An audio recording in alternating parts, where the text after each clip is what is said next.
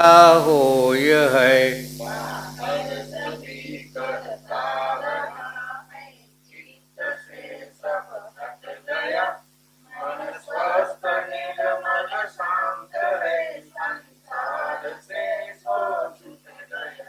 यह पुरुष है यह नारी है, ऐसा जिसे नहीं ज्ञान है। समहानि है समलाभ है, सममान अरु अपमान है।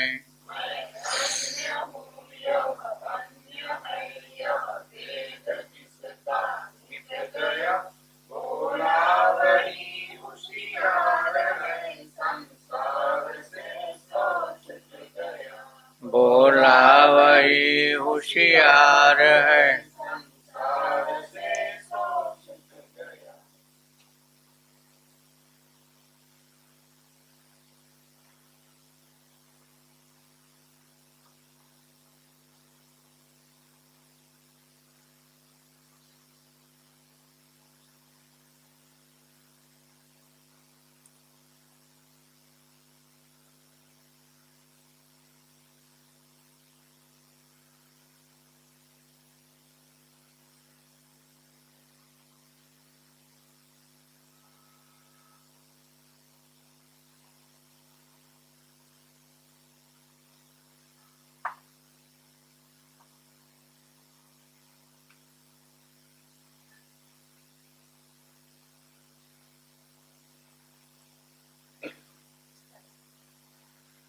મારે તમારે જુદું હશે પાનું, એટલે ત્રીજો વિશ્રામ જોઈ રહ્યા છે ને આપણે, બરોબર ને? અને શંકરાચાર્યનું લઘુ વાક્ય વૃત્તિનું દ્રષ્ટાંત આપણે લીધું હતું કે ઘટનો જોનારો ઘટથી ભિન્ન છે, એમ દેહનો જોનારો દેહથી જુદો છે એવું નિત્ય ધારવું જોઈએ. આવો નિશ્ચય થવો એ 25 તત્વ જાણ્યાનો લાભ છે. એટલે સુધી આવે ને આપણે. હવે એ 25 તત્વો મારા નથી તથા એ હું નથી, એ કેવી રીતે જાણું? એટલે ગુરુ કહે છે કે એ સમજાવવા હું તને પ્રથમ આકાશના 5 તત્વોનો વિચાર બતાવું છું. જ્યારે શોક થાય છે ત્યારે તું એને જાણે છે. શોક થયો નથી હોતો ત્યારે શોકના અભાવને પણ તું જાણે છે. તેથી એવો નિર્ણય કરી શકે કે શોક મને થાય છે, તેથી હું નહીં, અને તેથી તે હું નહીં અને તે આકાશનો ધર્મ છે. એટલે આકાશનો ધર્મ કહો અગર તો આ અંતઃકરણનો ધર્મ. તેથી તે મારો નહીં, હું તો શોકનો દ્રષ્ટા છું, અને તેથી ઘટ દ્રષ્ટાની પેટે તે શોકથી હું ન્યારો છું. આમ વિચારીએ તો આપણને ખ્યાલ આવે છે કે મને શોક થયો, મને ભૂખ લાગી, મને દુઃખ થયું. તો દુઃખ થયું ખરું, શોક થયો ખરો, પણ એનો જોનારો કોણ છે એ તરફ લક્ષ્ય જતું નથી. અને એ જોનારો અલગ રહેતો નથી અને એની સાથે ભળી જાય છે. અને પછી હું દુઃખી ને હું સુખી, હું જવાવાળો અને આવવાવાળો. એ જ પ્રમાણે કામ, ક્રોધ, મોહ, ભય, ચલન, વલન, ધાવન, પ્રસરણ, આકુંચન એટલે પ્રાણના કઈ પ્રશ્ન છે? આકુંચન, પછી ક્ષુધા, તૃષા, નિંદ્રા, આળસ, કાંતિ, શોક, શુક્ર, શોણિત, લાળ, મૂત્ર, શ્વેત, અસ્થિ, માંસ, ત્વચા, નાડી અને રોમ. એ તત્વોમાંથી જે તત્વોનો ભાવ એટલે હયાતી હોય તેના ભાવને તું જાણે છે, અને એનો અભાવ હોય એના અભાવને પણ તું જાણે છે. અને તેથી ઉપર પ્રમાણે એટલે આકાશના જે વિચાર્યું ને એ પ્રમાણે વિચારી લે તો દરેક વખતે તું જે પ્રમાણે નિશ્ચય કરતો રહે કે એ તત્વ હું નહીં અને એ તત્વ મારું નહીં. ઘણી વખત એવું થાય ખરું આપણને કે હું નહીં પણ મારું તો છે ને, બરોબર ને? પૈસો હું નહીં પણ પૈસા મારા ખરા કે નહીં, એવો ભાવ થાય ને. પણ અહીંયા તો કહે છે કે એ તત્વ મારું નહીં પણ એ તત્વ ભૂતનું હોય છે, એટલે તેનું છે. પણ તું તે તત્વનો દ્રષ્ટા છે, તે તત્વથી ન્યારો છું અને પછી હું સચ્ચિદાનંદ સ્વરૂપ છું એવો અભ્યાસ કર. એટલે એનાથી પહેલા અળગો થા અને પછી વિચાર કર કે હું તો સચ્ચિદ અને આનંદરૂપ છું.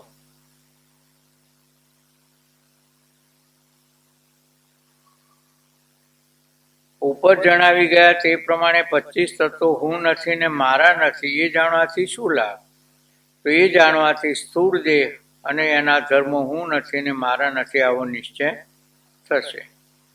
હવે સ્થૂળ દેહના ધર્મો, અગર તો ધર્મો કહો, અગર તો એની ઉપાધિ કહો, એ આપણને પાછળથી મળે છે ને. એટલે નામ, જાતિ, આશ્રમ, વર્ણ, સંબંધ, પરિણામ છે તમારામાં કે પરિમાણ છે? પરિમાણ જોઈએ એટલે આકાર. તમારામાં શું આપણું જૂનામાં સુધારેલું હશે, નવામાં નહીં સુધરેલું હોય. નવી જે કેટલી છે આવી છે? 4 આવી છે, 5. એટલે પરિમાણ અને જન્મ મરણ ઇત્યાદિ એટલે આ સ્થૂળ દેહના ધર્મો છે. જન્મ નામ, જાતિ, આશ્રમ, વર્ણ, સંબંધ, પરિમાણ અને જન્મ મરણ ઇત્યાદિ છે.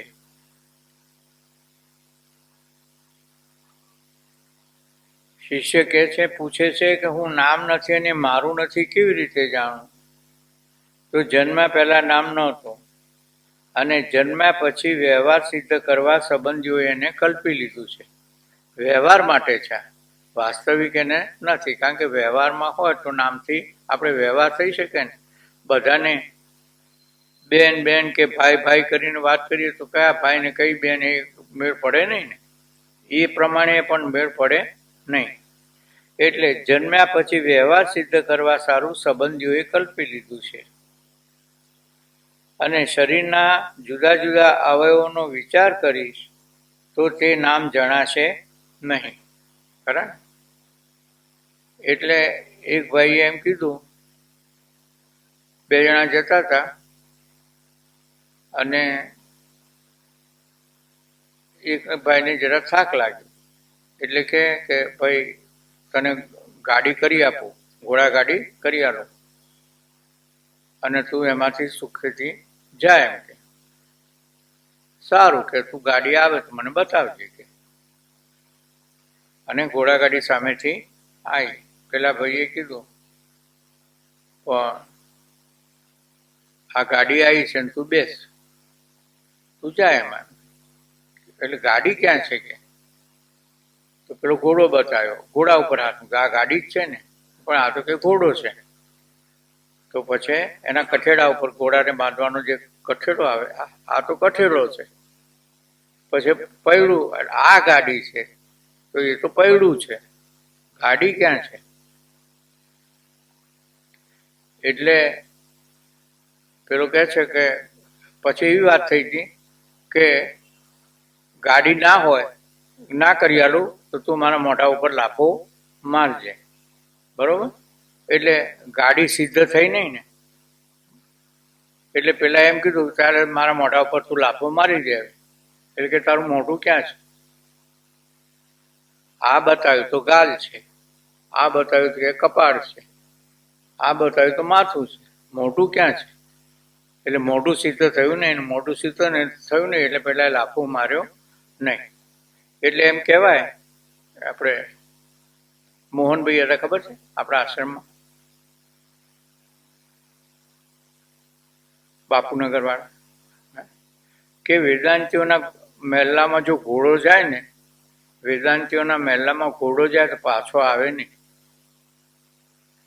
કારણ કે ઘોડો સિદ્ધ જ ના થાય ને, એટલે પછી ઘોડો પાછો આવે નહીં. આવી વાત કરતા હતા.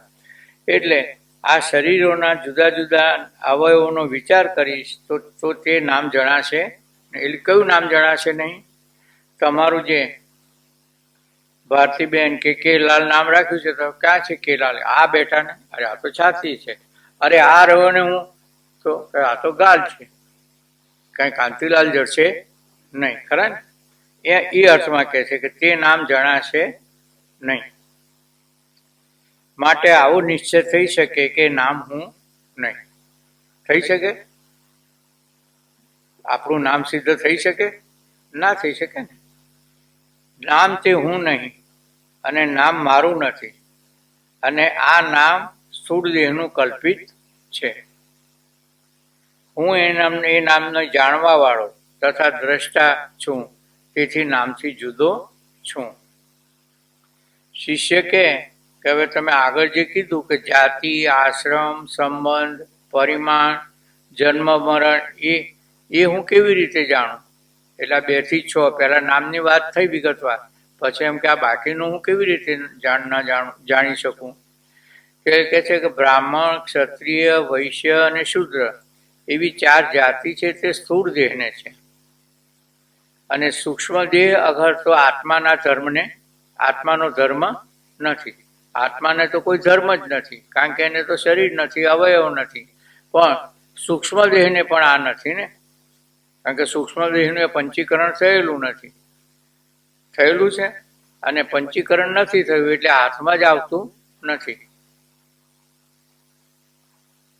એટલે બ્રાહ્મણ, ક્ષત્રિય, વૈશ્ય, શૂદ્ર એવી 4 જાતિ છે તે સ્થૂળ દેહને છે.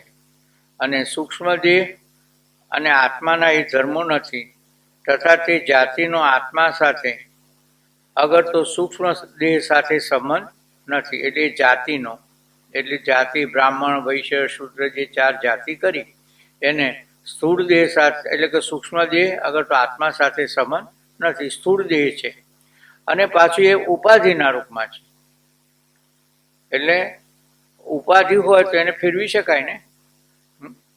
એટલે કારણ કે સૂક્ષ્મ એટલે લિંગ દેહ તથા આત્મા જે પૂર્વ દેહ વિશે હતા તે જ વર્તમાન દેહ વિશે તથા ભાવિ દેહ વિશે રહે છે. એટલે આ નિત્યનું સંગાથી કોણ છે આપણું?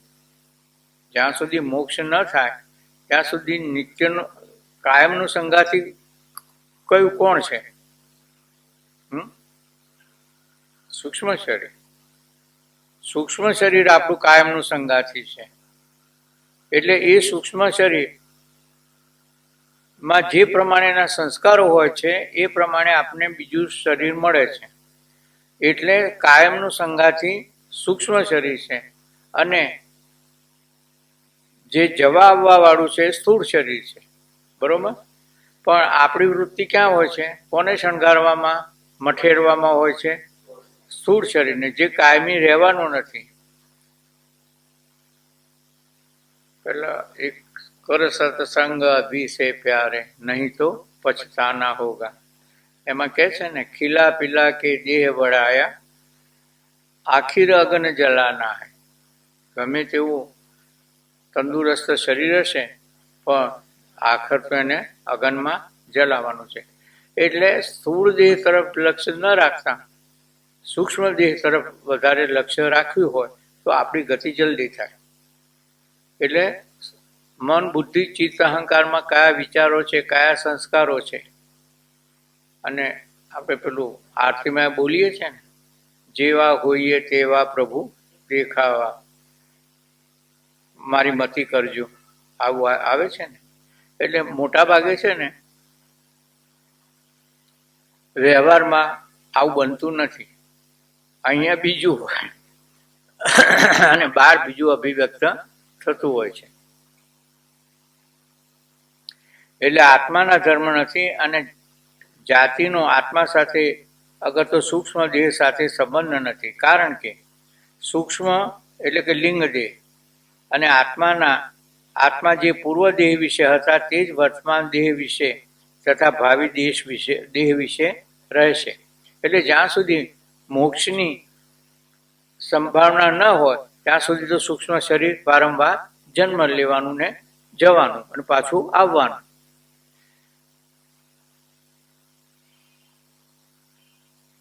એટલે એ અર્થમાં એમ કહેવાય કે અજ્ઞાની મરતો નથી, અજ્ઞાની મરતો નથી અને જ્ઞાની મરે છે તો એક જ વખત, બરોબર ને? કારણ કે મરતો નથી. કેમ? કારણ કે તો ઘર બદલે છે, આ રૂમમાંથી પેલા રૂમમાં, પેલા રૂમમાંથી પેલા રૂમમાં, અને પાછું આ ફ્લેટ જે નામ હોય પણ આ અનુકૂળ નથી તો બીજામાં, ખરા ને? એમ જગ્યા જ બદલે છે ને, બાકી એ મરતો નથી. અને આ દેહમાં જે જાતિ છે તે ભાવિ દેહમાં હોતી નથી. બને છે ને અત્યારે જે છે, જે રૂપ અને જાતિ એ બીજા દેહ વિશે બનશે નહીં, ના પણ બને ને. કારણ કે આપણા જેવા સંસ્કારો હશે એવી યોની અને દેહ આપણને પ્રાપ્ત થવાનો.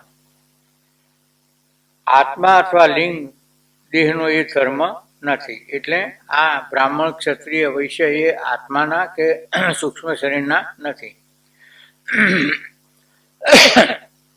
શરીરના બીજા અવયવ વિશે જોતા પણ જાતિ જણાતી નથી.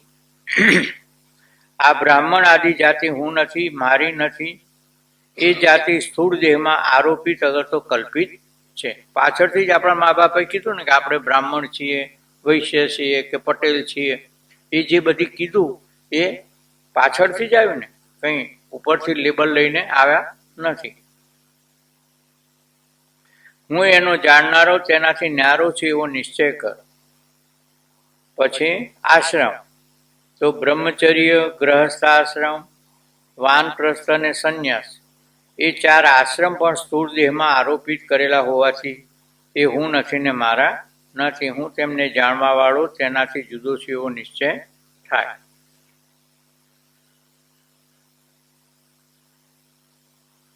પહેલી જ છંદાવલીમાં છે ને કે વર્ણ આશ્રમ આદિ કાતું કિંચિત ન અભિમાન કર.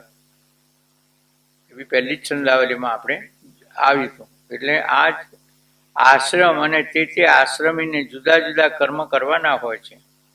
એટલે જે આશ્રમમાં હોય એ પ્રમાણેનો એનો ધર્મ હોય છે. આશ્રમ જો પછી શું છે તમારામાં?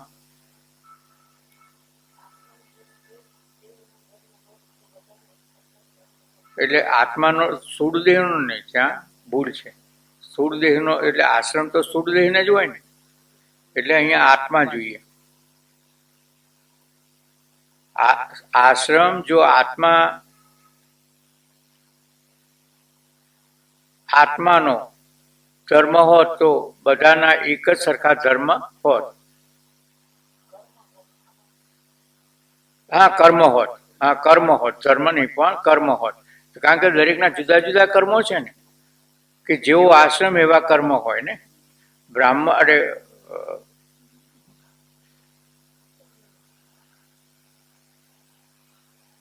બ્રહ્મચર્ય આશ્રમ હોય તો એને ગુરુની સેવા કરવી ઇત્યાદિ ધર્મો છે, બરોબર. અને ગ્રહસ્થ આશ્રમને જે આવે મહેમાનને એને સ્વાગત કરવું, એને ભરણ પોષણ કરવું, બાળકો હોય તો એને સારા સંસ્કાર આપવા. અને વાનપ્રસ્થ આશ્રમ હોય તો વાનપ્રસ્થ આશ્રમમાં પતિ પત્ની સાથે રહી શકે અને ઈશ્વર ભજન કરે, આ વાત આવે. અને સંન્યાસ આશ્રમ હોય તો આ બધું છૂટી જાય, ખરા ને? એટલે આશ્રમ જો આત્માનો ધર્મ હોત તો બધાના એક સરખા કર્મ હોત. માટે આશ્રમ એ સ્થૂળ દેહમાં આરોપિત અને કલ્પિત છે. એટલે દેહ સ્થૂળ દેહના એ ધર્મો નથી, પણ સ્થૂળ દેહમાં આરોપેલા કલ્પિત છે. હે ભાઈ,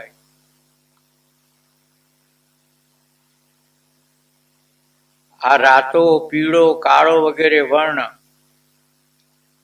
એટલે રંગ, પિતા પુત્ર, ગુરુ શિષ્ય, પતિ પત્ની, સ્વામી વગેરે સંબંધ એટલે આવ્યું ને. આશ્રમ પછી વર્ણ પછી સંબંધ. એ સંબંધ પણ કલ્પિત છે ને વ્યવહાર માટે. વ્યવહાર માટે કલ્પિત છે, વાસ્તવમાં એ સંબંધ છે નહીં. એટલે આપણે જન્મીએ છીએ અને આખું લિસ્ટ તૈયાર હોય છે ને, આ પિતા, આ માતા, આ ભાઈ, આ બેન, કાકો, મામો, આ બધા આખું લિસ્ટ તૈયાર હોય છે. હવે એટલે કલ્પિત થયું ને એ સંબંધ. અને આ પરિમાણ, પરિમાણ એટલે લાંબો, ટૂંકો, જાડો, પાતળો, વાંકો, સીધો વગેરે. આમાં પાછું પરિણામ છે, તે પરિમાણ કરજો. તમારે સુધારેલું છે પરિમાણ. બસ તેનો પણ ઉપર પ્રમાણે વિચાર કરીશ તો તારા સમજવામાં આવશે કે એ બધાએ આ સ્થૂળ દેહમાં આરોપિત છે અને તેમાં જ ભાસે છે. એટલે સ્થૂળ દેહમાં આરોપિત છે એટલે આ સ્થૂળ દેહની ઉપાધિ છે. આરોપ એટલે ઉપાધિ કહો કે આરોપ કહો. તું તે સ્થૂળ દેહથી ન્યારો, નિરાકાર, નિર્ધર્મ, અપરિમાણી છે. માટે તે રંગ, સંબંધ અને પરિમાણ હું નથી અને મારા નથી. એટલે આ છઠ્ઠું થયું. તે સ્થૂળ દેહના જ છે અને તેથી હું તે વર્ણ, સંબંધ તથા પરિમાણને જાણવા વાળો દ્રષ્ટા, ઘટ દ્રષ્ટાની પેટે ન્યારો છું એવો નિશ્ચય કર અને નીચેના શ્લોકનો વારંવાર વિચાર કર. એટલે આ હસ્તાકમળ જે શંકરાચાર્યના 4 શિષ્યો હતા ને એમાંથી આ એક શિષ્યનો રચેલો આ શ્લોક છે હસ્તામલકનો. નાહમ મનુષ્યો ન ચ દૈવ યક્ષો ન બ્રાહ્મણ ક્ષત્રિય વૈશ્ય શૂદ્રાઃ ન બ્રહ્મચારી ન ગૃહી વનપ્રસ્થો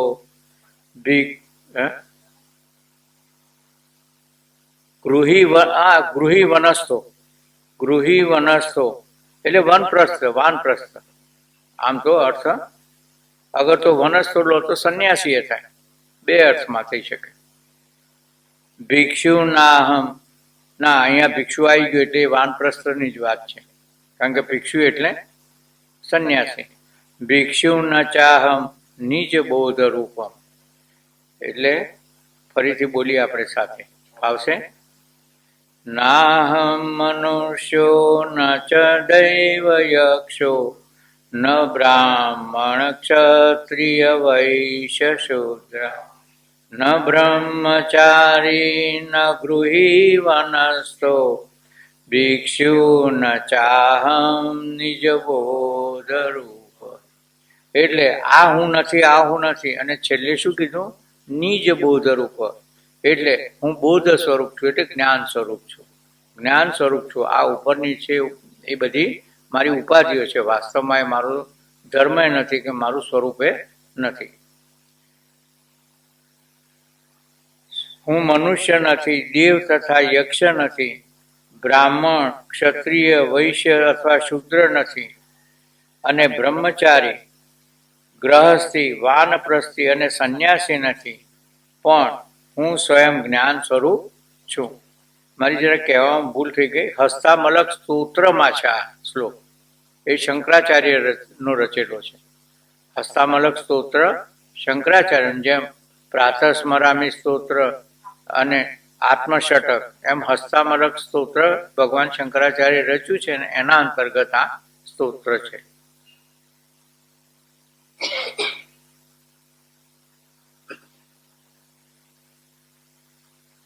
શિષ્ય કહે છે, હે દયાળુ, હું જન્મ મરણવાન નથી અને મને જન્મ મરણ નથી એ કેવી રીતે જાણું? એટલે મારે જન્મ મરણ નથી એ કેવી રીતે હું જાણું? ગુરુ કહે છે, ભાઈ વિચાર કરી જો. આત્માનો જન્મ માનીએ તો એ અનિત્ય થઈ જશે. આત્માનો જન્મ માનીએ તો અનિત્ય થઈ જાય ને, અને આપણે તો એને નિત્ય, શુદ્ધ, બુદ્ધ, અવિનાશી કીધો છે, તો પછી એ ખોટું પડે. આને આત્મા આત્મા અને આત્મા અનિત્ય થયો એ સિદ્ધાંત મીમાંસક આદિ આસ્તિક મતવાળા તથા પરલોક માનનારા છે તેમને પણ ઈષ્ટ કે સંમત નથી. એટલે કોઈ પણ સંપ્રદાયને આત્મા જન્મ વાળો ને મરણ વાળો છે એટલે ભલે વેદાંતમાં ના માનતા હોય પણ બીજામાં એટલે મીમાંસક આદિ તો એમાં મીમાંસકમાં પૂર્વ મીમાંસા આવે અને પૂર્વ મીમાંસામાં કર્મ આવે. એ લોકો કર્મને જ મહત્વ આપે છે. એ પણ આત્માને તો અનિત્ય માનતા નથી, નિત્ય માને છે. પછી આસ્તિક એટલે કે આસ્તિક મતવાળા અને પરલોક માનનારા છે તેમને પણ ઈષ્ટ નથી. કારણ કે જો આત્માને ઉત્પત્તિ વાળો માનીએ તો જે જન્મ એનું મૃત્યુ નક્કી જ છે એમ થાય. તો જો આત્માને ઉત્પત્તિ વાળો માન્યા તો આત્માનો જન્મ થાય, મરણ થાય કે નહીં? એટલે અને જાતસ્ય હિ ધ્રુવ મૃત્યુ ધ્રુવમ જન્મ મૃતસ્ય ચ, આવું ભગવદ્ ગીતામાં ભગવાન બોલે છે કે નહીં? બીજા અધ્યાયમાં ભગવાન આખું 11મા શ્લોકથી 7મા શ્લોકમાં અર્જુન શરણાગતિ સ્વીકારે છે અને પછી 11મા શ્લોકથી ભગવાન એને બોધની શરૂઆત કરે છે. અને એ બોધના અંતર્ગત પહેલા સ્વરૂપનું નિરૂપણ કરે છે કે આત્મા કેવો છે. કદાચ તું આત્માને ન સ્વીકારે તો કે છે કે જે જન્મ્યું છે એ મરવાનું છે અને મરશે એ જન્મે. એટલે આ લોકો જન્મ્યા છે તો એ મરશે અને મરશે તો પાછા જન્મશે, એમાં શોક કરવાની શું જરૂર છે? એમ કે સમજ કે તું આ લોકો આત્માનો તું ન સમજ્યો તો જે જન્મે છે એનું મરણ થાય છે અને મરે છે એ જન્મે છે. આ તો સિદ્ધાંત છે જ. એટલે જે જન્મ્યો છે તેનું મૃત્યુ નક્કી જ છે અને એમ થાય તો આ બે દોષ થાય. જે જન્મે છે એ મરે છે અને મરે છે એ જન્મે છે. હવે જો જન્મ આત્મા જન્મે છે અગર તો આપણે જન્મતાય નથી ને મરતાય નથી. કોણ જન્મે છે? શરીર જન્મે છે અને શરીર મરે છે. પણ જે સૂક્ષ્મ શરીર છે એ તો જુદા જુદા સંસ્કારો પ્રમાણે શરીરો ધારણ કરે છે ને. જો એમ ના થાય તો આ બે દોષ લાગે, અકૃતભ્યાગમ અને કૃતનાશ. એટલે અકૃતાભ્યાગમ એટલે હવે જો આત્મા મરે છે તો સૂક્ષ્મ શરીર જવાનું જ ને, બરોબર? હવે સૂક્ષ્મ શરીર ગયું તો પછી આ જન્મમાં મને જે દુઃખ કે સુખ પ્રાપ્ત થયા એ કોના આધારે થયા? કે આપણે કીધું કે પૂર્વના સંસ્કારોને લીધે થયા, તો પછી ત્યાં તો હવે પૂર્વના સંસ્કારો ક્યાંથી રહે? કારણ કે અંતઃકરણ અને આ શરીર બે ગયા એમ માનીએ તો પછી પૂર્વજન્મની વાત આવે નહીં ને. અને પૂર્વજન્મની વાત ના આવે તો પૂર્વે કરેલા કર્મો આ જન્મમાં આપણને પ્રાપ્ત થાય છે અને આ જન્મમાં આપણને સુખ દુઃખ થાય છે એ કોના આધારે થાય છે? બરોબર ને? એટલે આ દોષ આવે. એટલે કે છે કે પૂર્વજન્મમાં ન કરેલા કર્મના સુખ દુઃખ રૂપી ભોગ અને કૃતનાશ એટલે આ જન્મમાં કરેલા કર્મોનો ભોગ વિના જ નાશ થાય છે. અને આ ચરવાકોનો આ સિદ્ધાંત છે ચારવાકોનો કે મરણ પછી તો આ લીધું અને એનું પાછું ના લીધું તો આપણે ક્યાં બીજો જન્મ આવવાનો છે, આવો ચારવાકોનો મત છે. આ વિચાર છે એમનો. અને એટલે જ એ લઈ અને બીજાનું આપતા નથી, કારણ કે પુનર્જન્મમાં માનતા નથી. ખ્યાલ આવ્યો? એટલે હકીકત એ બનતી નથી. આપણો પુનર્જન્મ થાય જ છે ને. આ સિદ્ધાંતો સ્વીકારેલો જ છે ને. અને એના દ્રષ્ટાંતો એ ઘણા મળે છે ને આપણને. એટલે આ જન્મમાં આપણે કોઈનું લઈ લીધું હોય, અગર તો આગલા જન્મમાં કોઈનું લઈ લીધેલું હોય તો આ જન્મમાં આપણે જેને કેને પ્રકારે ચૂકવવું પડે છે. પછી સંબંધમાં આપણને પરિવારમાં જે મળે છે એ આપણા પૂર્વજન્મનું કર્મનું પરિણામ છે. એમાં કોઈ લેવા આવ્યું હોય અને કોઈ આપવા આવ્યું હોય.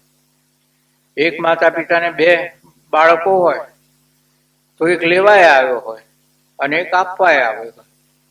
લેવા આવ્યો હોય તો એવા કર્મો કરે કે બાપને એની પાછળ ખર્ચવા પડે પૈસા, બરોબર. અને આપવા આવ્યો હોય તો ગમે ત્યાંથી માતા પિતાની સેવા કરીને એમને માટે મૂકે કે એટલે હવે એ કેવી રીતે થાય છે? એક જ માતા પિતાના એક જ મા બાપના બે બાળકો હોય તો આ વિરુદ્ધ ધર્મ જોવામાં આવે છે. તો કેવી રીતે થાય? તો માતા પિતાના સંસ્કારો એમાં ભાગ ભજવે છે, પણ એમના પૂર્વના કર્મો તો વિશેષ રૂપે ભાગ ભજવે છે. એને થોડું ઘણું માર્ગદર્શન આપી શકે માતા પિતા સંસ્કાર દ્વારા. બાકીનું કર્મ તો ઘણી વખત તો માતા પિતા ના પાડતા હોય તો એ પરમાત્મા માર્ગે જે જવા વાળું હોય એ જાય. આવી ઘટના બનેલી છે, બાપુજીએ જ કીધેલી છે. તખતગઢમાં કોક હતા વૃદ્ધ અને એમનો દીકરો હતો યુવાન, ખબર છે? હા. એટલે એ યુવાન દીકરાએ કીધું કે બાપા એમ કે તમારી ઉંમર થઈ છે તો હવે તમે, અને એમ કે આપણી પાસે વ્યવસ્થા છે, પેલી જે 4 પ્રકારની કૃપા કીધી હતી ને એમાં ઈશ્વર કૃપા છે, તો પછી તમે હવે એમ કે પરમાત્મા માર્ગે આગળ વધો ને. એ મારાથી બનશે નહીં, મારાથી બધું બનશે નહીં. તો બાપા તારે તમે હાચો, હું જઉં છું. ક્યાં તો તમે લો કાં તો મને લેવા દો, બેમાંથી બાપાએ ના પાડી તો દીકરો નીકળી ગયો. એટલે આવું બને છે. એટલે આ પૂર્વના સંસ્કાર. હવે દીકરો બાપને કહે છે કે તમે સંન્યાસ લો, ખસો, કે ના મારે તો હજી હાડા ડખા છે. એટલે આ એક જ મા બાપના બે બાળકો હોય છતાં પણ આમાં આપણને વિરુદ્ધ ધર્મ જોવામાં આવે છે. તો એ સંસ્કારોનો ભાગ થોડો ઘણો ખરો, પણ 75% તેમના પૂર્વના સંસ્કારો, પૂર્વના જે કર્મો કરેલા હોય એ કર્મના આધીન એને એ સંસ્કારો પ્રાપ્ત થાય છે. એટલે આ જગતમાં જે વિષમતા જોવામાં આવે ને એમાં આમ હળબળાટ નહીં કરવાનો, શક્ય હોય ત્યાં સુધી સુધારો કરવાનો. પણ મોટા બાપજીએ 2-3 જગ્યાએ વાત કરી છે કે આપણે માર્ગ સૂચન આપી શકીએ 1-2 વખત કે આ ભાઈ આ બરોબર નથી, આ બરોબર નથી, પણ જો એ સુધારવાનો જ પ્રયત્ન ના કરે તો હરિઓમ કહીને માંડી વાળવાનો.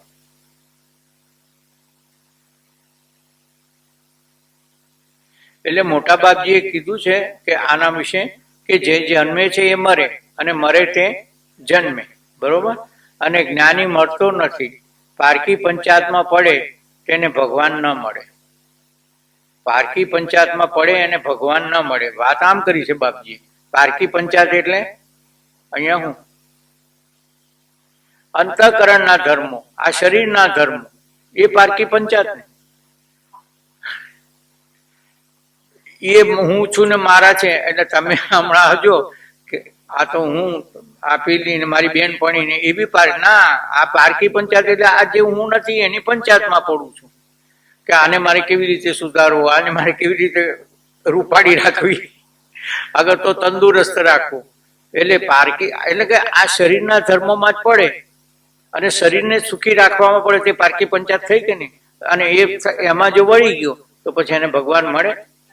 એને તો આઘું કરવાનું છે.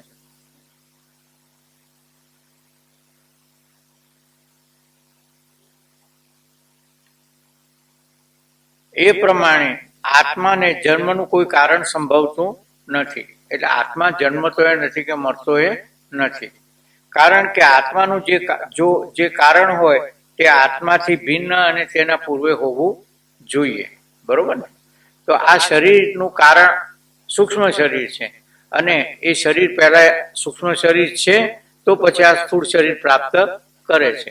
એમ આત્માના જન્મનું કારણ હોય તો એના પહેલા કંઈક હોવું જોઈએ ને. તો એ તો છે જ ને. શ્રુતિ પણ કહે છે ને કે સદૈવ સૌમ્ય ઇદમ અગ્ર આસીત એકમેવ અદ્વિતીય. એક અને અદ્વિતીય આત્મા જ આ સૃષ્ટિની પૂર્વે હતો.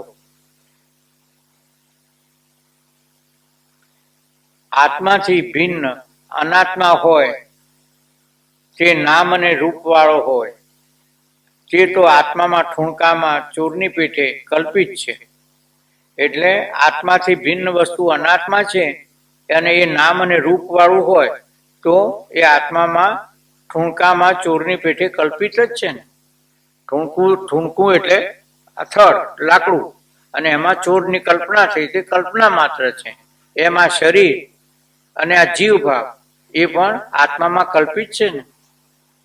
આ તો પહેલા દિવસ જ મેં વાત કરી હતી કે બાપજી જ્યારે પીઠળિયામાં નિત્યાનંદ મહારાજને મળ્યા ને ત્યારે એમણે કીધું ને કે આ જીવ કેવો, આવો પ્રશ્ન કર્યો હતો ને. અને પછી એમણે આમ આંગળી ચીંધીને કીધું કલ્પિત. અને પછી બાપજીએ કીધું કે મેં જે કંઈ સાંભળ્યું હતું એ ધર્મ એ એમ કે સંસ્કારો એકદમ જાગૃત થયા. અને મેં પણ સામે કીધું હા બાપજી, જીવ કલ્પિત. એટલે આપણે જગતને મિથ્યા અને કલ્પિત કહીએ છીએ, પણ આ કોથળાને કલ્પિત અને મિથ્યા સ્વીકારવું પડે, સમજવું પડે, અને એ પ્રમાણે આપણા જીવનમાં એનો પરિમાણ લાવવું પડે. બ્રહ્મ તો ઘટાકાશનું સ્વરૂપ મહાકાશની પેઠે આત્મ સ્વરૂપ જ છે, તેનાથી ભિન્ન નથી. માટે તે બ્રહ્મ પણ આત્માનું કારણ બને નહીં. માટે આત્માનો જન્મ નથી. પછી ત્રીજું, તેને જન્મ નથી તો મરણ પણ હોય ક્યાંથી? જેનો જન્મ હોય એનું જ મરણ હોય ને, પણ જે જન્મ જ નથી તો એનું મરણ કેવી રીતે હોય? આત્માને જન્મ મરણ નથી, તેથી જન્મવું, હોવું, વધવું, પરિણામ પામવું અને ક્ષય પામવું અથવા તો વિનાશ થવો, આ 6 વિકાર છે એ કોના છે? શરીરના છે, આત્માના નથી. એટલે આત્માનો જન્મ મરણ નથી એ વિચાર થાય તો આ જે કંઈ વિકારો દેખાય છે એ આત્માના નથી. અને જુઓ, આપણે બાળક કિશોર અવસ્થામાં હતા એ વખતે જે આપણો હું વિશેનો વિચાર હતો, એટલે કે હું વિશેની સત્તા હતી, એ અત્યારે વૃદ્ધાવસ્થામાં પણ એ સત્તા તો એમની એમ જ રહે છે. એ ગરડો થઈ ગયો એવું લાગે છે, હું ગરડો થઈ ગયો એવું બોલીએ છીએ, પણ એ શરીરને અનુલક્ષીને બોલીએ છીએ. આત્મા ગરડો થતો નથી. કેમ ગરડો નથી થતો? એનું કારણ જે જન્મ્યો જ નથી. જન્મ્યો નથી તો જે જન્મ્યો નથી એનો વિકાર કેવી રીતે થાય? એટલે એને કોઈ વિકાર છે નહીં, અને જન્મય નથી તો મરણે નથી, અને મરણ નથી તો પછી જન્મની મરણની વચ્ચેનો જે વિકાર છે એ વિકાર પણ આત્મામાં નથી. આત્માને જન્મ મરણ નથી, તેથી જન્મવું, હોવું, વધવું, વિકાર, પરિણામ પામવું, ક્ષય થવો અને વિનાશ થવો, એ 6 વિકારથી આત્મા મુક્ત છે. અને ગીતાના બીજા અધ્યાયમાં જ આ ભગવાન કહે છે ને, ન જાયતે મ્રિયતે કદાચિત ના એમ ભૂત્વા ભવિતા વા ન ભૂય અજો નિત્ય શાશ્વતો અયમ પુરાણો ન હન્યતે હન્યમાને શરીરે. આત્મા જન્મતો એ નથી ને મરતો નથી, પૂર્વે નહોતો ને હાલમાં થયો એમ પણ નથી. તે આત્મા તો જન્મ રહિત, નિત્ય, સનાતન અને પુરાણો છે. જો નિત્ય છે, સનાતન છે એટલે એવરગ્રીન, અને પુરાણો છે, પાછો પુરાણો એ છે પણ સનાતન છે, એટલે એમાં કોઈ વિકાર કે ફેરફાર થયેલો નથી. માટે હું જન્મ મરણ વાળો નથી. હું એટલે અહીંયા કોનું લીધું? શરીરને નથી લીધું, પણ આત્માને. સૂક્ષ્મ શરીરને નહીં હો, કારણ કે એ તો એક વખત જવાનું. જ્યારે જ્ઞાન થશે ત્યારે સૂક્ષ્મ શરીરનું અસ્તિત્વ નહીં રહે. એટલે હું જન્મ મરણ વાળો નથી, મને જન્મ મરણ નથી. જન્મ મરણ સ્થૂળ દેહને કર્મના સંબંધથી થાય છે. હવે આ જન્મ મરણ સ્થૂળ દેહને કર્મના સંબંધથી થાય છે. એ સમજણ પડી ને, કે પૂર્વજન્મમાં જે પ્રમાણે કર્મ કર્યા છે એને અનુરૂપ આપણને આ જન્મમાં શરીર અને યોનિ પ્રાપ્ત થાય છે ને.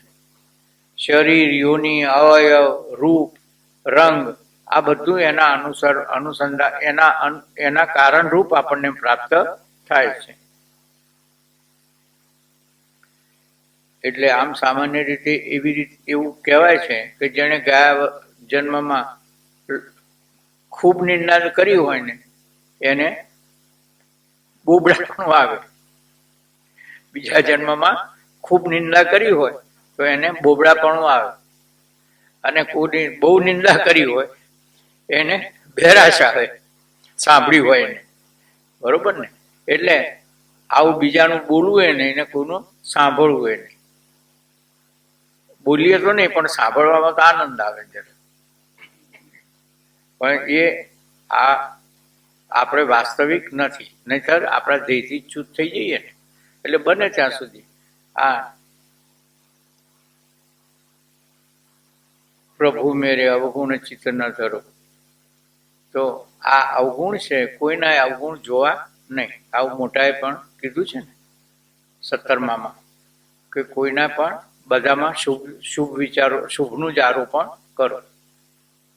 એટલે જન્મ મરણ સ્થૂળ દેહને કર્મના સંબંધથી થાય છે, અને હું જન્મ મરણને જાણનાર તેનો દ્રષ્ટા છું તે આરોપિત જન્મ મરણથી. એટલે આ જન્મ મરણે મારામાં આરોપ થયેલો છે આત્મા ઉપર. વાસ્તવિક મારો જન્મ થયો એ નથી ને મરણ થયું એ નથી. ભલે આપણે દર વર્ષે શ્રાવણ મહિનાની 8મે હાલરડું ગઈએ ભગવાનનું, પણ ભગવાનનો જન્મ થયો એ નથી, કારણ કે એમનું મરણ એ નથી. તો પછી એમનો જન્મ ક્યાંથી થાય?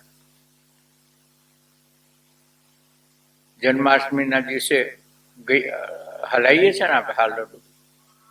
આરોપિત જન્મ મરણથી અને જન્મનાર વસ્તુથી પણ હું જુદો છું. એટલે જન્મનાર વસ્તુથી પણ હું જુદો છું.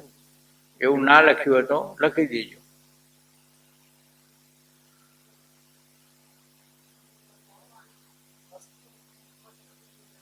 વસ્તુથી જુદો નહીં, પણ વસ્તુથી પણ હું જુદો છું. જન્મનાર વસ્તુથી પણ હું જુદો છું.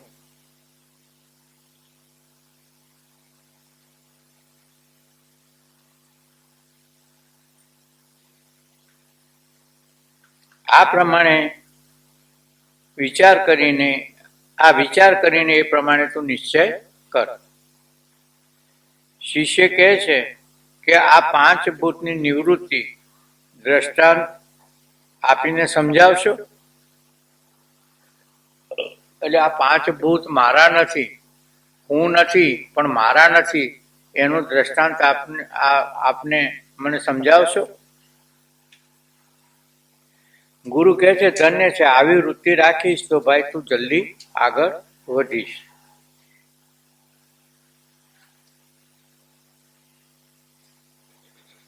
જો કોઈ મનુષ્યને ભૂતનો વળગાટ થયો હોય તો તે ભુવાને બોલાવીને તેની પાસે ડાકલું વગડાવવું, બલિદાન કરવું વગેરે ક્રિયા કરીને ભૂતને ત્યાંથી હાંકી કાઢે છે. ખરેખર ને? એટલે આ કર્યું તો નહીં હોય પણ સાંભળ્યું તો હશે ને કે, અને આ દેહયોમાં વધારે હોય પાછું ભુવાનું ને બધું ઇતર કોમોમાં, અને ખાસ કરીને ગામડામાં. તમે આમ કોઈ પણ ગામડામાં જાઓ ને તો રવિવાર અને મંગળવારે તમારે ભાઈઓ કે બહેનો કંઈક ને કંઈક સાધન લઈ, હાથમાં કોઈના હાથમાં શ્રીફળ હોય, કોઈના હાથમાં દીવો ભરેલો હોય, અને ગામની બહાર જે ભુવાનું ઘર હોય ને, શું કહેવાય, ઘોઘા બાપજીનું સ્થાન હોય ને, એ ઘોઘા બાપજીના સ્થાન તરફ જતા જોઈએ આપણે.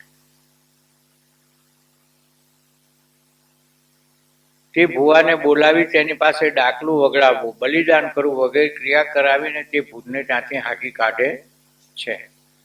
તેમ આ તો એક ભૂત થયું, પણ આપણને તો કેટલા વળગ્યા છે? 5 વળગ્યા છે. એટલે આકાશાદિ 5 મહાભૂત શરીર રૂપ થઈને દેહાભિમાની જીવને વળગ્યા છે, અને એની નિવૃત્તિ કરવા માટે આ ભુવાને બોલાવવું પડે. અને એવા સદગુરુ પાસે જઈ અને વિધિપૂર્વક જઈ અને વેદશાસ્ત્ર રૂપી દાખલું વગડાવવું પડે, અને બલિ આપવો પડે ને. શેનો બલિ આપીએ? દરેક ભૂતને 5-5 બલી. ખરા કે નહીં? કેમ હવે અટક્યા નહીં ને? 5-5 બલી આપવા પડે ના. જયંતિભાઈ આમ પ્રશ્નાર્થી જોઈ રહ્યા છે એટલે કહું છું. ક્વોન્ટિટી ઘણી છે. 25 છે ને, પણ એટલીસ્ટ 25 હાલવાના છે. દરેકના 5-5 છે બલી, એટલું ખરું ને? તો આકાશના શોક, મોહ, લોભ આ બધા આકાશના, પછી એ પ્રમાણે વાયુના, એ પ્રમાણે જળના, એ પ્રમાણે દરેકના 5-5 બલી આપીએ તો પછી એ ભૂતો જાય ને. એટલે આકાશ આદિ પંચ મહાભૂત શરીરરૂપ થઈને દેહાભી જીવને વળગેલા છે અને એની નિવૃત્તિ કરવા માટે ભુવાને એવા સદગુરુ પાસે જઈને વિધિપૂર્વક જઈને વેદ શાસ્ત્ર રૂપી ડાકલું વગડાવી ઉપર જે 25 તત્વો કયા તેમાંથી 5-5 તત્વરૂપ બલી એક એક ભૂતને તેનો ભાગ અર્પણ કરીને તે ભૂતોને કાઢી મૂકવા અને હું તે ભૂતોનો તથા એ 25 તત્વોનો દ્રષ્ટા છું એવો નિશ્ચય કરવો, જેથી આ 5 મહાભૂતોની નિવૃત્તિ થશે. એટલે બાપુજી ઘણી વખત કહેતા કે આ પારકી વસ્તુ પર ધણિયાપું કરવા જેવું નથી. આ જે પંચોની વાળી છે ને એમાં ધણિયાપું કરવા જેવું નથી અને એના ઉપર હક કરવા જેવો એ નથી. એટલે પારકી વસ્તુનું ધણિયાપું એટલે હવે દ્રષ્ટાંત બાપુજી આપે છે ઘણી વખત કે ભાઈ મુસાફરી કરવા નીકળ્યા હતા અને ટ્રેનમાં બેઠા અને ફર્સ્ટ ક્લાસનો ડબ્બો હતો, એમાં બેઠા હતા. હવે થોડી વાર થઈ અને પહેલા તો છે ને ફર્સ્ટ ક્લાસમાં અમુક અનરિઝર્વ ડબ્બા રહેતા, અત્યારે જુદી વાત છે. અને અનરિઝર્વ ડબ્બામાં એ ભાઈ બેઠા હતા. ત્યાં એક વ્યવસ્થિત અપ ટુ ડેટ ડ્રેસ વાળો માણસ અને પોટર પાસે વજનદાર પેટી ઉચકાઈ અને આવ્યો અને બેઠો ત્યાં આગળ. થોડી વાર બેઠો પછી એ ભાઈ એકલા હતા ડબ્બામાં, પેલો ભાઈ એકલો હતો.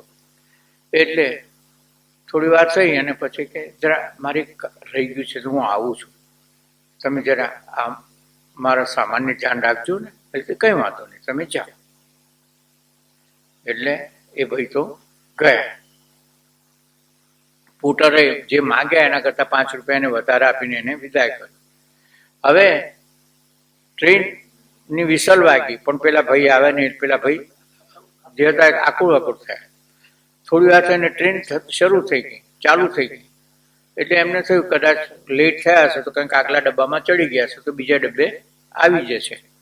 એટલે પણ આ તો 3-4 સ્ટેશન ગયા પણ પેલા ભાઈ આવ્યા નહીં. એટલે પેલા ભાઈ ડબ્બામાં એકલા હતા. એટલે એમણે જોયું કે સાલું પેટીમાં તો વજન છે, કંઈક સામાન વધારે છે. આટલું એમણે વિચાર કરી જોયો અને એટલામાં ટીટી આવ્યો 5-6 સ્ટેશન પછી.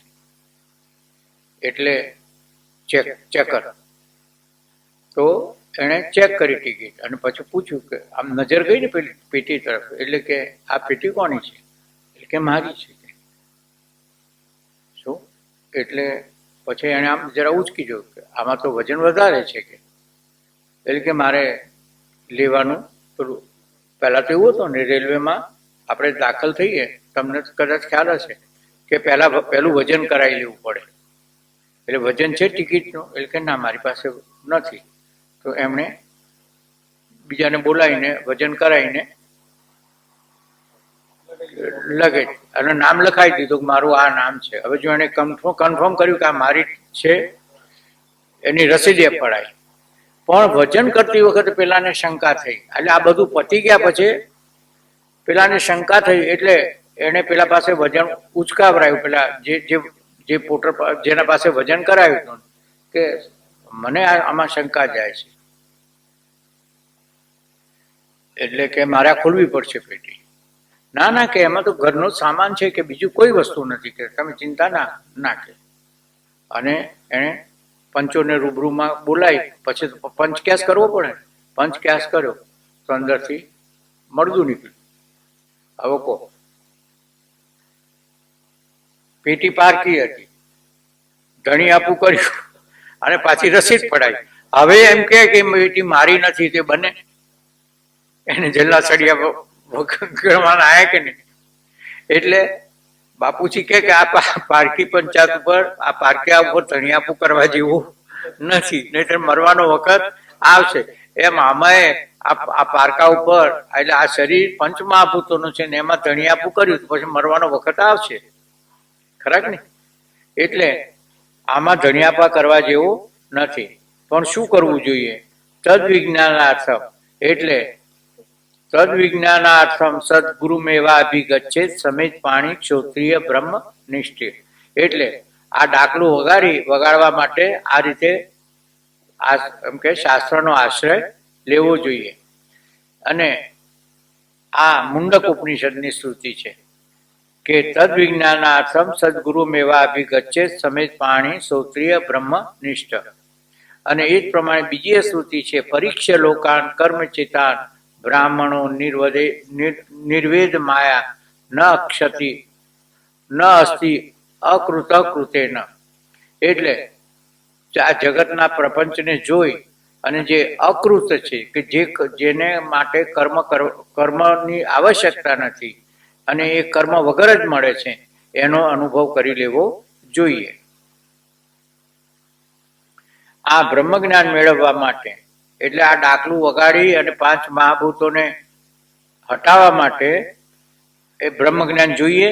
અને બ્રહ્મજ્ઞાન માટે સમિધાદિ લઈને શ્રોત્રિય અને બ્રહ્મનિષ્ઠ ગુરુને શરણે જવું અને નમસ્કાર કરી, હે ભગવાન, મને બ્રહ્મ વિદ્યાનો ઉપદેશ કરવા કૃપા કરો.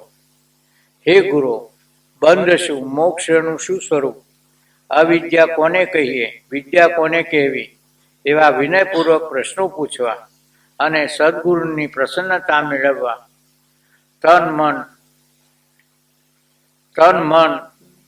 ધન તથા વાણી તેમને અર્પણ કરી તેમની ખૂબ સેવા કરવી. એટલે આ આપણે ઉપનિષદમાં છે ને, કૈવલ્ય ઉપનિષદમાં કે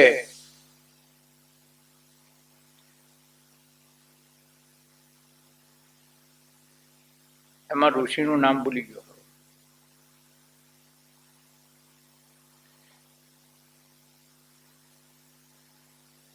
એ ઋષિ હોય છે. અથ ઋષિ પરિસમેત્યો ઉવાચ અધિ મે ભગવાન બ્રહ્મ વિદ્યા વરિષ્ઠા. એટલે મને બ્રહ્મ વિદ્યાનો અભ્યાસ કરાવો. અને અથ, હવે, એટલે આના અનુસંધાનમાં મેં તમને કીધું હતું કે અથ, તો અથ હવે આ ઋષિ નામ ભૂલી યાદ નથી આવતો તારે. આ ઋષિ એમ કે બ્રહ્માજી પાસે જઈ અને બોલ્યા કે મને બ્રહ્મ વિદ્યા ભણાવો. હવે પછી એના અનુસંધાનમાં મેં તમને બ્રહ્મસૂત્રનું બીજું સૂત્ર અથાતો બ્રહ્મ જિજ્ઞાસા, આની પણ વાત કરી હતી કે હવે બ્રહ્મની જિજ્ઞાસા કરીએ. તો હવે બ્રહ્મની જિજ્ઞાસા કરીએ અગર તો હવે અથ અશ્વાલયનો બ્રહ્મ પરમેષ્ઠી સમેત્યો વાચ. એટલે અશ્વાલયન ઋષિ બ્રહ્માજી પાસે ગયા અને કીધું કે મને બ્રહ્મ વિદ્યાનો અભ્યાસ કરાવો. હવે એટલે શું? પછી આ દ્રષ્ટાંત આપ્યું હતું. બેન કે હવે આપણે જમવા બેસીએ તો એને કંઈક રસોડામાં ચૂલામાં કંઈ કર્યું હશે તો પછી કે ને, કંઈ કર્યું જ ના હોય તો હવે આપણે જમવા બેસીએ. એમ અથ અશ્વાલયનો, હવે અશ્વાલયના બ્રહ્માજી પાસે ગયા અને મને બ્રહ્મ વિદ્યાનો એમ કે અભ્યાસ કરાવો. તો હવે એટલે શું? તો આગળ કંઈક કર્યું હોવું જોઈએ ને. પેલા જેમ રસોઈની કર્યું હોય તો કે ને બેન કે હવે આપણે જમવા બેસીએ. એમ પૂર્વે 4 સાધન ચતુષ્ટય કર્યા હોય ત્યાર પછી આ બ્રહ્મની જિજ્ઞાસા થાય અને પછી કે મને હવે બ્રહ્મ વિદ્યા ભણાવો. ખ્યાલ આવ્યો? એટલે આ હવે શબ્દ આવે એટલે આપણે આમ વાંચી લઈએ પણ હવે એના ઉપર વિચાર કરીએ કે આ હવે શબ્દ કેમ વાપર્યો. તો આ 4 પ્રકારની સાધન ચતુષ્ટય તો ખબર છે ને, કાલે જ કીધું, બરોબર છે? બોલો છો કયા કયા? હા, બરોબર ને? તો આ કર્યું હોય તો પછી જિજ્ઞાસા થાય અને ગુરુ પાસે જાય અને મને કહે કે આ અભ્યાસ કરાવો. તન કરી બહુ સેવા વિસ્તારે, આજ્ઞા ગુરુ કી કબહુ ન ટારે. એવું નથી હવે તો. શિષ્ય ગુરુને આજ્ઞા કરે કે તમારે આમ કરવું જોઈએ. ઉલટી ગંગા છે.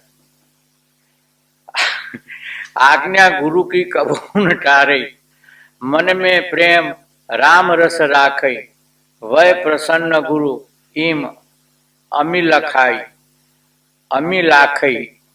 એટલે શિષ્ય ગુરુના શરીર વડે ખરા દિલથી અને ગુરુના ઘરની અને શરીરની દરેક પ્રકારે સેવા કરે. એમાં આ જે દોષ છે એ દોષ માટે કહે છે કે ગુરુ પુરુષ હોય તો સ્ત્રીએ નહીં એનો કરવું, અને સ્ત્રી ગુરુ હોય તો પુરુષે એની પણ શરીરની સેવા ન કરવી. ગુરુની આજ્ઞાનો કદી લોપ ન કરે. મનમાં ગુરુ ઉપર સાક્ષાત રામચંદ્ર ભગવાન જેટલો પ્રેમ લાવીએ તેટલો જ પ્રેમ રાખે અને ગુરુ ક્યારે પ્રસન્ન થશે એવી ઈચ્છા કરીએ. અને ધન અને અર્પણના બે પ્રકાર છે, પત્ની પુત્ર ભૂમિ પશુ દાસી. અને એ વખતે તો આ જ ધન હતું ને, ભૂમિ પશુ અને દાસી. દાસ દ્રવ્ય ગ્રહ વિરી વિનાશી, ધન પદ ઈમ સબહિન કુ ભાખઈ, વય ગુરુ શરણ દૂર તીન્હી નાખઈ. એટલે સ્ત્રી પુત્ર જમીન ઢર ઢોખર દાસ દાસી ધન રહેવાનું ઘર અને અનાજ આદિ સર્વ ધાન્ય એ બધું ધન કહેવાય છે. જ્યારે મોક્ષ કલ્યાણની ભાવનાથી ગુરુને શરણે જાય છે ત્યારે એ બધાનો તે ત્યાગ કરે છે. બે અર્થમાં ત્યાગ કરે છે, અગર તો ગુરુને અર્પણ કરી દે છે. ધન અર્પણ કો ભેવ એક કહ્યો સુન દૂસરો, વય ગ્રહસ્થ ગુરુદેવ યાજ્ઞવલ કે સમ દેહુ તીહી. એટલે જો ગુરુ ગ્રહસ્થી હોય તો એ બધું એને અર્પણ કરી દો. ધન અર્પણ કરવાનો એક પ્રકાર કહ્યો અને બીજો પ્રકાર કે ગુરુદેવ યાજ્ઞવલ્ક્ય મુનિ જેવા ગ્રહસ્થી હોય તો બધું એને અર્પણ કરવું. હવે વાણી અર્પણ પ્રકાર. ભાખત ગુણગન ગુરુ કે બાની શુદ્ધ, દોષ ન કબહુ અર્પણ કરી ઈમ બુદ્ધ. એટલે પોતાની વાણી વડે ગુરુજીના જે ગુણો હોય તે બીજા આગળ વર્ણવા બુદ્ધિમાન પુરુષે ગુરુ પર કદી પણ દોષ બુદ્ધિ, દ્વેષ બુદ્ધિ હોય તો સુધારજો, દોષ બુદ્ધિ કરવી નહીં.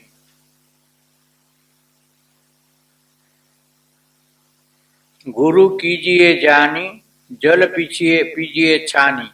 જેમ જળ ગળીને પીએ ને, એટલે પહેલાના વખતમાં તો આવું નહોતું, આરો પણ પાણી એમ કે ગળીને પીવું એવી સામાન્ય ભાવના હતી. એમ ગુરુને પણ ઉતાવળથી ગુરુ કરવા નહીં, પણ રહેણી કરણી બરાબર જાણીને પછી જ એમને સ્વીકારવા. દોષ દ્રષ્ટિ સ્વપ્ને નહીં આ નહીં, હરિહર બ્રહ્મ ગંગ રવિ જાને. ગુરુ મૂર્તિ કો હિએ ધ્યાના, હિએ મેં ધ્યાના, ધારે જો ચાહે કલ્યાણા. એટલે જેને કલ્યાણની ભાવના હોય એને ગુરુ પર જાગ્રતમાં તો નહીં પણ સ્વપ્નમાં દોષ દ્રષ્ટિ ના કરવી. શિષ્ય ભાવે શિષ્ય ઉપર પ્રેમ બતાવે ત્યારે તેમને હરિરૂપ એટલે ભગવાન રૂપ જાણવા. ગુસ્સે એટલે ક્રોધાયમાન થાય ત્યારે હરરૂપ, અને જ્યારે રાજસી ભાવમાં લાગેલા હોય ત્યારે એમને બ્રહ્મારૂપ, અને શાંતિમાં બેઠા હોય ત્યારે ગંગા એટલે ગંગા દેવી સ્વરૂપ માં રૂપે જાણવા. અને જ્યારે વચનરૂપી કિરણો દ્વારા ભ્રાંતિ તથા સંદેહ સહિત અજ્ઞાનને દૂર કરે ત્યારે રવિ રૂપ જાણવા. આ પ્રમાણે પહેલું કહે છે ગુરુ તો કરવા જ નહીં, પણ જો કર્યા તો પછી ગુરુ શિષ્ય હંમેશા એમના ઉપર ઈશ્વર ભાવ રાખો. હે શિષ્ય, મેં તને સ્થૂળ દેહ, તેના તત્વો અને તું તેનો દ્રષ્ટા સાક્ષી છે તે તથા ગુરુને શરણે જવાની વિધિ રૂડા પ્રકારે વર્ણવી. હવે જે જાણવાની ઈચ્છા હોય તે નિશંક થઈને મને પૂછ. એટલે આપણે અગાઉ પણ વાત કરી હતી કે શાસ્ત્ર અગર તો ગુરુની જે 4 પ્રકારના મનુષ્યો છે ને એમાં 3ને તો જરૂર છે જ નહીં, પામર, વિષયી, જિજ્ઞાસુ અને મુક્ત. તો એમાં મુક્તને નહીં અને પહેલા બેને નહીં, પણ જેને જિજ્ઞાસા છે અને એ જિજ્ઞાસુ પણ જેને સાધન ચતુષ્ટય કર્યા છે એના માટે જ આ શાસ્ત્રની આવશ્યકતા છે. આમ વેદાંત માર્ગદર્શિનીમાં સ્થૂળ દેહનો તું દ્રષ્ટા છે એ નામનો ત્રીજો વિશ્રામ સમાપ્ત થયો.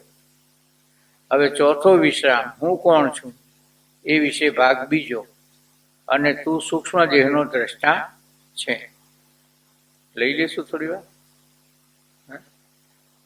હા કે ના? હા. શું સૂક્ષ્મ દેહ કોને કહેવાય? સ્થૂળ દેહની તો વાત થઈ, એટલે સ્થૂળ દેહ હું નથી ને મારો નથી એટલું તો નક્કી થયું. હવે સૂક્ષ્મ દેહ તો અપંચીકૃત પંચ મહાભૂતોનો 17 તત્વથી બનેલો જે દેહ તેને સૂક્ષ્મ દેહ કહે છે. એટલે અપંચીકૃત તો એ ખ્યાલ આવ્યો કે જેનું પંચીકરણ પામ્યું થયું નથી. હવે 17 તત્વો એમાં 2 છે, કેટલાક 17 કહે છે, કેટલાક 19 કહે છે. તો એ 17 તત્વો કયા? તો 5 કર્મેન્દ્રિયો, 5 જ્ઞાનેન્દ્રિયો, 5 પ્રાણ એટલે 15, અને મન અને બુદ્ધિ. તો એમ લે અગર તો મન, બુદ્ધિ, ચિત્ત અને અહંકાર એ 4 લે તો 19 થાય. એટલે ક્યાં તો 17 ક્યાં તો 19. આમાં તત્વોનું મહત્વ નથી પણ છોડવાનું છે. આટલા જ છે એની ચર્ચા, આટલા કેમ, આનું આમ કેમ એ પ્રશ્ન નથી. જે છોડવાનું છે એમાં આટલાથી જ જો સમજણ પડી જતી હોય પછી 19 ઉપર જવાની શું જરૂર છે? બરોબર. અને કદાચ એકથી મનની અંતર્ગત આ બાકીના 3 સમજી જતા હોય એકલું મન જ, તો 16 થઈ જાય. 15 ને 100 એટલે એમાં સંખ્યા સાથે બહુ મહત્વ નથી. કઈ રીતે તમે આપણે મૂલવીએ છીએ એ મહત્વનું છે. અપંચીકૃત પંચ મહાભૂતોનો 17 તત્વથી બનેલો જે દેહ તે સૂક્ષ્મ દેહ કહેવાય છે. તે દેહના 17 તત્વો કયા છે? 5 જ્ઞાનેન્દ્રિયો, 5 કર્મેન્દ્રિયો, 5 પ્રાણ, મન અને બુદ્ધિ એ 17 તત્વો છે. તો જ્ઞાનેન્દ્રિયોનું નામ કહેશો? ગુરુ કહે છે કે શ્રોત્ર, ત્વચા, જીહ્વા, ઘ્રાણ એ 5 જ્ઞાનેન્દ્રિયો છે. એટલે જુઓ, શ્રોત્ર, જીહ્વા, ઘ્રાણ અને ચક્ષુ, આ તો 4 તો થઈ, અને 5મું સ્પર્શ. બરોબર ને? એટલે 4માં એક જ જગ્યાએ છે અને એક હાથમાં 5. એટલે શ્રોત્ર, ત્વચા, ચક્ષુ, જીહ્વા અને ઘ્રાણ એ 5 જ્ઞાનેન્દ્રિયો છે. જે જ્ઞાનેન્દ્રિયો દ્વારા જ્ઞાન થાય તે ઇન્દ્રિયોને જ્ઞાનેન્દ્રિયો કહે છે. અને 5 કર્મેન્દ્રિયો કઈ કઈ? તો વાક, વાક એટલે વાણી, પાણી એટલે હાથ, પાદ એટલે પગ, શિષ્ણ એટલે ઉપસ્થ અને કુદા એ કર્મેન્દ્રિયોના નામ છે. એ ઇન્દ્રિયો ક્રિયા કરવાના સાધન છે માટે એમને કર્મેન્દ્રિયો કહે છે. શિષ્ણને ઉપસ્થ પણ કહે છે. હવે 5 પ્રાણ કયા કયા? તો પ્રાણ, અપાન, સમાન, ઉદાન અને વ્યાન. આ તો આહુતિ આપણે આપીએ છીએ ને ભગવાનને, જ્યારે આપણે ભોગ ધરાવીએ છીએ ત્યારે પ્રાણાય સ્વાહા, અપાનાય સ્વાહા, ઉદાનાય સ્વાહા, સમાનાય સ્વાહા. હવે મન કોને કહીએ છીએ? તો અંતઃકરણની સંકલ્પ વિકલ્પ રૂપ જે વૃત્તિ તેને મન કહે છે. એટલે અંતઃકરણની જે સંકલ્પ, જે વિભાગમાં સંકલ્પ વિકલ્પ થાય છે એને મન કહે છે. બુદ્ધિ કોને કહે છે? તો અંતઃકરણની જે નિશ્ચય રૂપ વૃત્તિ તેને બુદ્ધિ કહે છે. શિષ્ય કહે છે કે એ અપંચીકૃત પંચ મહાભૂત કોને કહીએ? તો એ અપંચીકૃત પંચ મહાભૂત કોને કહીએ? આ પેલા આગળ પંચીકૃત કીધા અને આ અપંચીકૃત કેમ કીધા એ અર્થમાં. આ જે ભૂતોનું અંદર અંદર ત્રીજા વિશ્રામમાં કયા પ્રમાણે પંચીકરણ એટલે મેળાપ થયું નથી, એ ભૂતોને અપંચીકૃત ભૂતો કહે છે. એમને સૂક્ષ્મ ભૂતો પણ કહે છે અને એને તન્માત્રા પણ કહે છે. ખ્યાલ આવ્યો? જ્યારે તન્માત્રાનો પ્રયોગ થાય, સૂક્ષ્મ ભૂતનો થાય, ત્યારે આ અપંચીકૃત એટલે જે પંચીકૃત નથી થયા એ ભૂતોનો નિર્દેશ કરવામાં આવે છે. એટલે તે ભૂત સૂક્ષ્મ ભૂતો કહે છે અને તેમને તન્માત્રા પણ કહે છે. શિષ્ય કહે છે કે એ અપંચીકૃત પંચમહાભૂતના 17 તત્વો કેવી રીતે તત્વોનો કેવી રીતે નિર્ણય કરવો? એ અપંચીકૃત પંચમહાભૂતના 17 તત્વોનો નિર્ણય કેવી રીતે કરવો? એક એક ભૂત સત્વ અંશ જ્ઞાન ઇન્દ્રિય રચી, જ્ઞાન ઇન્દ્રિય રચી, કર્મ ઇન્દ્રિય રજોગુણ અંશ તે લખાઈએ. એટલે પંચમહાભૂતોના દરેકના સત્વગુણ અંશ ભાગ એક એક જ્ઞાનેન્દ્રિય અને એ દરેકનો રજોગુણ અંશ ભાગ એક એક કર્મેન્દ્રિય છે એમ જાણવું. એટલે આપણે સૃષ્ટિની ઉત્પત્તિ વિશે જાણ્યું હતું ને કે મહત્તત્વમાંથી અહંકાર થયો અને અહંકાર 3 વિભાગમાં પરિણામ પામ્યો અને એમાં સત્વગુણથી શું થયું? સત્વગુણમાંથી રજોગુણ થયો. સત્વગુણમાંથી શું ઉત્પન્ન થયું? એમ હમણાં તો આ બોલી ગયા. આકાશ નહીં, જ્ઞાનેન્દ્રિયો ને, જ્ઞાનેન્દ્રિયો અને એના દેવતા. રજોગુણમાંથી કર્મેન્દ્રિયો દેવતા અને તમોગુણમાંથી પંચમહાભૂત. આ સ્પષ્ટીકરણ થવું જોઈએ કે તમોગુણમાંથી પંચમહાભૂત છે. બરોબર ને? આ બધા સુધી કાલે આપણે જોઈ ગયા છે. એટલે 5 મહાભૂતના દરેક સત્વગુણના અંશ ભાગ એક એક જ્ઞાનેન્દ્રિય અને દરેકના રજોગુણના અંશ ભાગ એક એક કર્મેન્દ્રિય થઈ. જેમ હવે આકાશના સત્વગુણમાંથી શું થયું? તો શ્રોત્ર ઇન્દ્રિય થઈ. વાયુના સત્વગુણમાંથી ત્વચા થઈ. તેજના ચક્ષુ, જળનું જીવવા અને પૃથ્વીનું ઘ્રાણેન્દ્રિય. અને રજોગુણમાંથી શું થયું? તો આકાશના રજોગુણમાંથી વાક ઇન્દ્રિય, વાયુના રજોગુણમાંથી પાણી એટલે હાથ, તેજના રજોગુણમાંથી પાદ એટલે આપણે કીધું ને પગ છે ને, પહેલાના વખતમાં આમ જોવા આવે કોઈ હોય છેલ્લી ગળાતી હોય તો જુએ કે પગનો આમ સ્પર્શ કરી જુએ તો ખબર પડે કે પગ ઠંડા થયા તો હવે થોડા વખતમાં એ વિદાય લેશે. તેજનો રજોગુણ પાદ, જળનો રજોગુણ ભાગ તે ઉપસ્થ અને પૃથ્વીનો રજોગુણ ભાગ તે કુદા ઇન્દ્રિય. શ્રોત્ર ઇન્દ્રિય શબ્દ સાંભળે છે તેથી તેને જ્ઞાનેન્દ્રિય કહી. બરોબર? શ્રોત્ર ઇન્દ્રિય શબ્દ સાંભળે છે તેથી તેને જ્ઞાનેન્દ્રિય. અને વાક ઇન્દ્રિય શબ્દ બોલે છે તેથી એને કર્મેન્દ્રિય કહી. પછી સ્વાદની વાત આવે ત્યાં પાછી એની જ્ઞાનેન્દ્રિય કહેવાય. જીવવાને જ્ઞાનેન્દ્રિય કહેવાય. સ્વાદ લે એટલે સ્વાદનો પરખાવ થાય. શ્રોત્ર ઇન્દ્રિય શબ્દ સાંભળે છે તેથી તેને જ્ઞાનેન્દ્રિય અને વાક શબ્દ બોલે છે તેથી કર્મેન્દ્રિય. તે બંને આકાશના ભાગ હોવાથી મિત્ર છે. એટલે શ્રોત્ર અને વાક બે મિત્ર છે ખરા ને? કારણ કે વાણી બોલે, બેન બોલે ને ભાઈ સાંભળે, શું એટલે બંને મિત્ર છે ત્યારે જ ને. એટલે કે છે એકના છે. એટલે તે બંને વાયુના ભાગ હોવાથી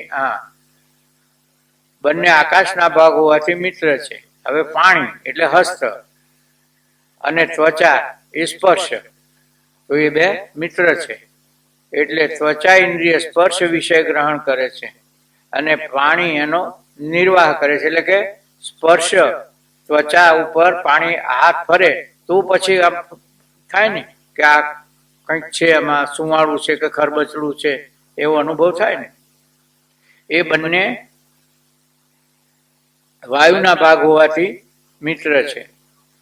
હવે ચક્ષુ તો વિષયને જુએ છે, ચક્ષુ ઇન્દ્રિય વિષયને જુએ છે અને પાંચ ઇન્દ્રિય તે સાંભળવા વાળા સ્થળે લઈ જાય છે. બરોબર ને? પિક્ચર જોવું હોય તો પછી થિયેટરમાં જવું પડે કે અગર તો ટીવી પાસે આવવું પડે ને, ઘર ખાટલામાં બેઠાઈએ અને જોવું છે કંઈ તો પછી ચાલીને આવવું પડે ને. એટલે પછી એના ઉપર લઈ અને આંખને લઈને પગાવે.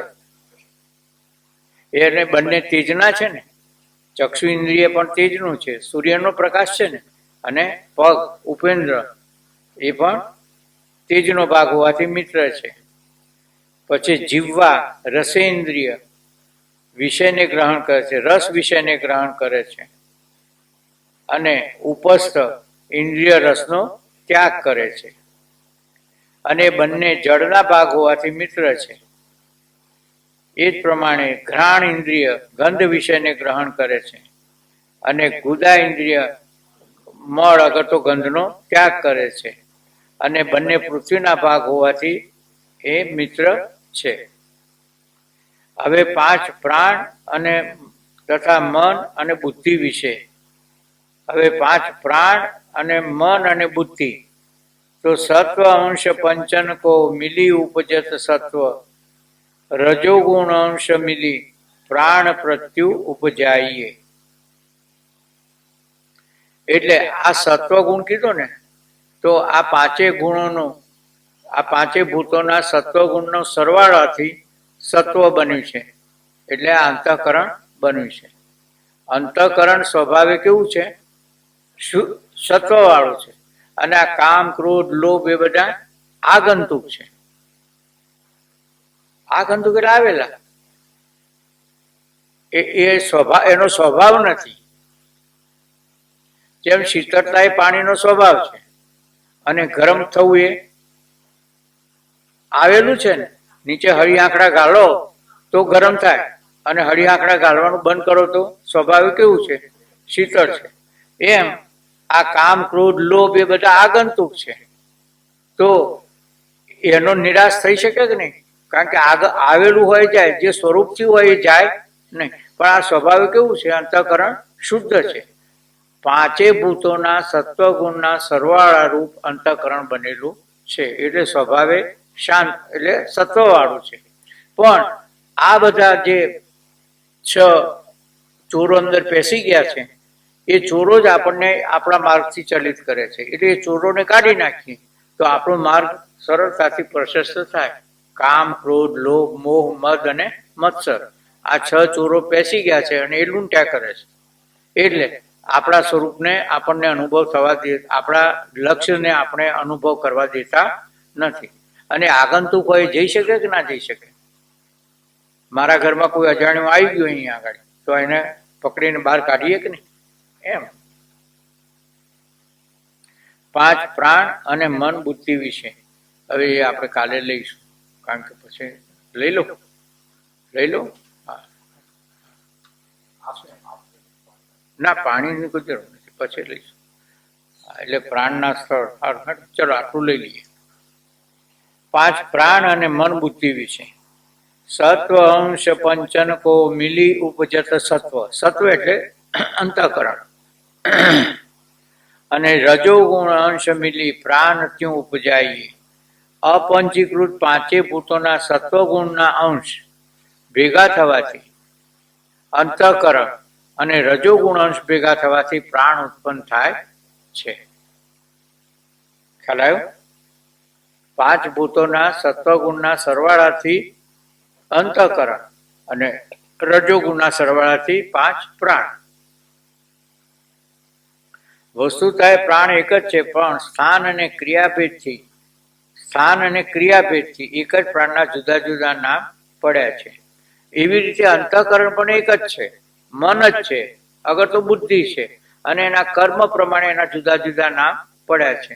કે જ્યારે સંકલ્પ વિકલ્પ વાળી વૃત્તિ હોય અંતઃકરણની તો એને મન કહેવાય, નિશ્ચય વાળી વૃત્તિ હોય ત્યારે એને બુદ્ધિ કહેવાય, બરોબર. અને ચિંતન કરવા વાળી વૃત્તિ થાય તો એને ચિત્ત કહેવાય, અને કર્મમાં પ્રવૃત્ત કરવાની વૃત્તિ થાય ત્યારે એને અહંકાર કહેવાય. ક્રિયાભેદથી જુદા જુદા નામ પડ્યા છે. તે જ અંતઃકરણ અહીં મન, બુદ્ધિ, ચિત્ત અને અહંકારનો મન અને બુદ્ધિમાં અંતર્ભાવ છે. એટલે જે 17 કીધા ને તો એ 4ના બદલે 2 કીધા તો એકનો બીજામાં અંતર્ભાવ છે, એટલે એમાં સમાવી લીધા છે અંતર્ભાવ. એટલે આ પ્રમાણે અપંચીકૃત પંચ મહાભૂતના કાર્ય 17 તત્વ છે એમ જાણો. હવે પ્રાણ, આ 5 પ્રાણ અને આ 17 તત્વો હું નથી ને મારા નથી એ કેવી રીતે જાણવું એ આપણે કાલે જોઈશું. એટલે આટલે સુધી આવ્યા કે સ્થૂળ દેહ હું નથી ને મારો નથી, અને આ સૂક્ષ્મ દેહ પણ હું નથી ને મારો નથી. એટલે અંતઃકરણમાં જે કંઈ ભાવો થાય છે એનો દ્રષ્ટા છો, ખરેખર ને. એટલે આપણને કોઈ ઈચ્છા થાય, કોઈ પ્રત્યે વિરુદ્ધ દ્રષ્ટિ જાય કે આવો છે તો આ કોને થાય છે, એ તરત જ આપણે લક્ષ લઈએ તો તરત જ એનો જે પેલો પાવર હોય ને એ 50% તો ડાઉન થઈ જ જાય. આ કોને થાય છે એ પ્રશ્ન કરીએ એની સાથે જ, અને પછી વિચારીએ કે આ તો મનને થાય છે, આ તો બુદ્ધિને થાય છે, તો પછી ધીરે ધીરે શાંત થઈ જવાય ને. પણ આપણે જેના અંદર જોડાઈ જઈએ તો પછી એ ચાલ્યા કરે આગળ, એક ભ્રાંતિની અંદર અનેક ભ્રાંતિ થયા કરે. એટલે હવે પ્રાણના સ્થળ અને આ 17 તત્વો હું નથી ને મારા નથી એ દ્રષ્ટાંત આપીને કહે છે, એટલે એ આપણે વિગતવાર કાલે જોઈશું.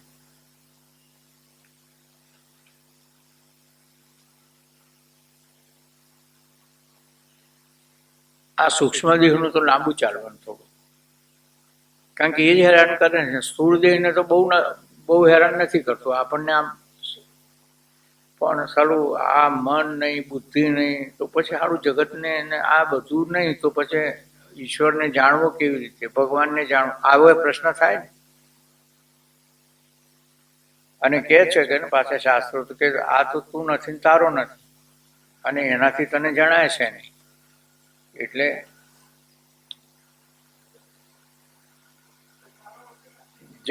હા,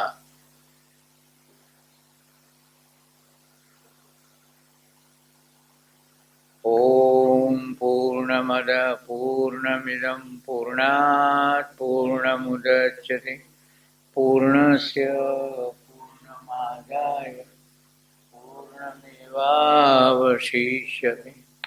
ઓમ શાંતિ શાંતિ. હા, એ બાપડો ઊંચું ઊંચું થતો.